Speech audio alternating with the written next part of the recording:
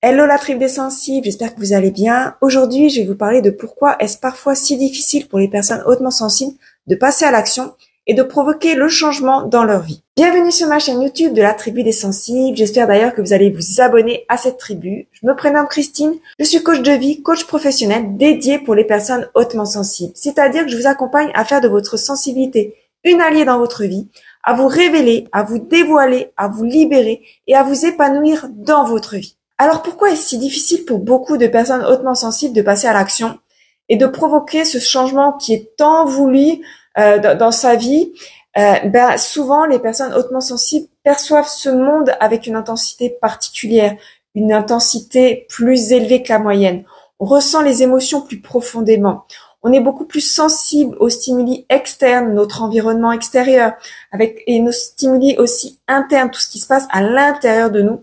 Et ça va nous influencer, surtout, pour tous les hautement sensibles qui ne comprennent pas encore leur sensibilité, et ça va alors limiter. Et c'est pourquoi, en vous révélant ces causes de limitation, vous allez en prendre conscience, vous allez comprendre, et vous allez justement pouvoir agir différemment.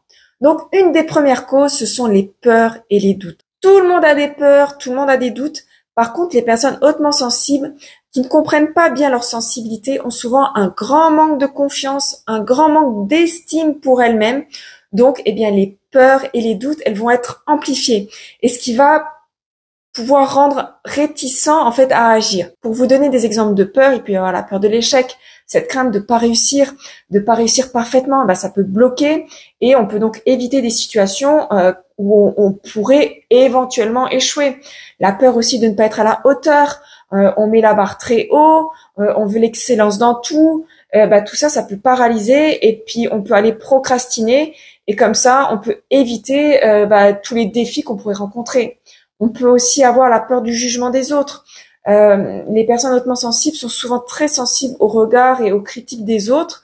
Cette peur d'être mal jugée, cette peur d'être critiquée, ça peut donc dissuader d'agir et de vraiment montrer le vrai potentiel.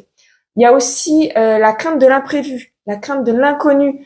Les personnes hautement sensibles aiment contrôler et donc certains vont préférer rester dans la zone de confort même si ça plaît pas, mais au moins on est en sécurité et ça, je vais y revenir juste après. Une des deuxièmes causes que vous avez peut-être déjà perçues avec les peurs et les doutes, c'est le perfectionnisme et l'analyse excessive.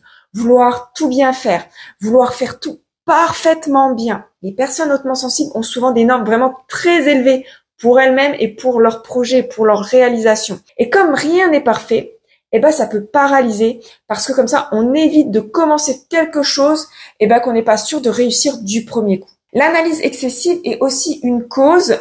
Cette capacité à percevoir en détail les choses, à penser de manière profonde le monde, les hautement sensibles analysent chaque aspect d'une décision, d'une action. On va peser le pour, on va peser le contre. On va peser toutes les conséquences ou toutes les possibilités qu'il peut y avoir. Alors ça, c'est génial, c'est vraiment très bien cette analyse. Mais quand c'est en excès, ça va paralyser et ça va empêcher de prendre des initiatives alors qu'on sait que c'est ça qu'on doit faire. Une des troisièmes causes, c'est ce besoin de sécurité émotionnelle. On ressent les choses intensément, on ressent les émotions intensément et ça peut vite basculer si on ne comprend pas ses émotions, si on ne comprend pas sa sensibilité. D'ailleurs, vous pouvez aller voir dans la description les services de coaching et de formation que je vous propose pour vous accompagner à comprendre votre sensibilité et à faire de votre sensibilité une alliée dans votre vie. Donc, pour revenir au sujet, pour éviter les tempêtes émotionnelles, certains hautement sensibles vont préférer choisir la stabilité de ce qu'ils connaissent, de rester dans une zone de sécurité, dans une zone de confort où ils connaissent leur état émotionnel, même s'il est un peu bancal, c'est pas grave.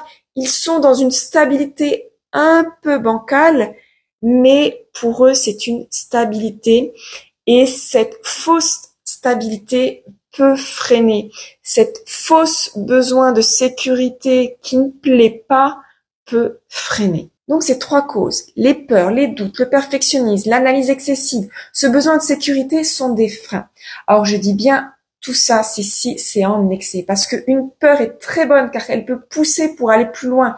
Le perfectionnisme est très bon parce que ça permet de s'améliorer, de mieux faire. La sécurité émotionnelle est importante pour être en équilibre avec soi-même et pour avoir beaucoup plus de clarté sur les choses, sur les actions qu'on va mener. Mais quand tout ça c'est en excès, ça va pas être bénéfique du tout, ça va freiner. Alors comment dépasser tout ça? Déjà prenez-en conscience et surtout ne vous jugez pas pour ça. Tout ça, ça peut encore changer. Reconnaissez vos peurs, vos doutes. Donnez-vous cette permission d'essayer, d'expérimenter, de faire des erreurs. Permettez-vous d'agir, de vivre une vie qui va vous ressembler, que vous allez aimer et non plus la subir ou survivre. Vous êtes bien plus que vous croyez actuellement. Votre sensibilité peut devenir une alliée. Alors, allez la comprendre, allez la découvrir, allez vous découvrir. J'espère que cette vidéo vous aura apporté. Si vous avez des questions, vous pouvez les poser dans les commentaires. Pensez aussi à vous abonner à la Tribu des Sensibles. Mettez un like à cette vidéo pour qu'elle soit encore plus partagée sur YouTube. Et si vous voulez que je vous accompagne avec votre sensibilité pour que vous puissiez vous épanouir personnellement, professionnellement, dans votre vie, vous épanouir pleinement, alors allez dans cette description pour découvrir mes services de coaching, d'accompagnement et de formation. Merci d'avoir écouté cette vidéo. Prenez soin de vous et je vous dis à bientôt pour une prochaine vidéo et pour un prochain sujet. Bisous!